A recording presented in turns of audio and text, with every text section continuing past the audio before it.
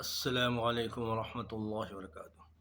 أعوذ بالله من الشيطان الرجيم. بسم الله الرحمن الرحيم. ألم تروا أن الله سخر لكم ما في السماوات وما في الأرض وأسبغ عليكم نعمه ظاهرة وباطنة ومن الناس من يجادل في الله بغير علم ولا هدى ولا كتاب منير.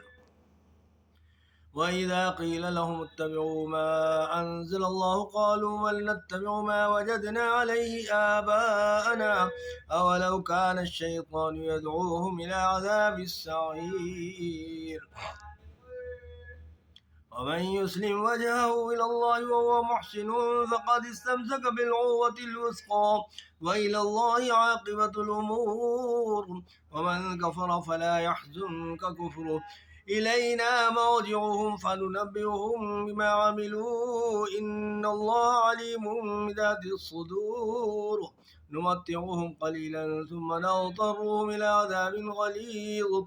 ولئن سألتهم من خلق السماوات والأرض ليقولن الله قل الحمد لله بل أكثرهم لا يعلمون. لله ما في السماوات والأرض إن الله هو الغني الحميد.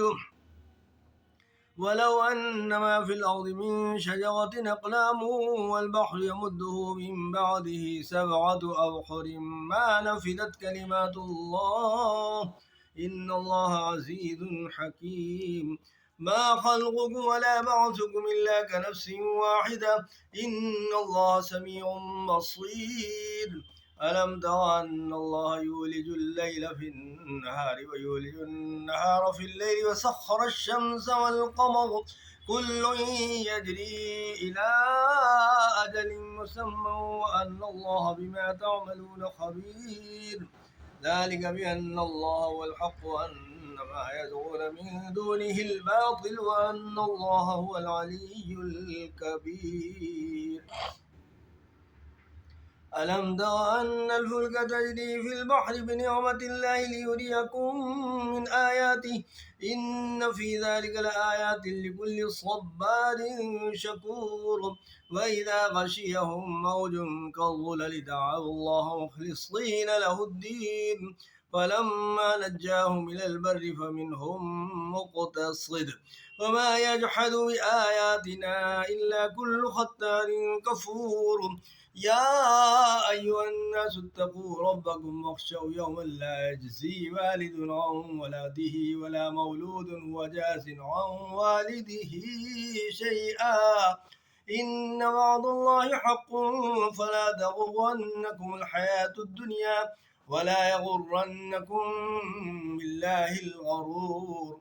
إن الله عنده علم الساعة وينزل الغيث ويعلم ما في الأرحام وما تدري نفس ماذا تكسب غدا وما تدري نفس بأي أرض تموت إن الله عليم خبير. صدق الله العظيم.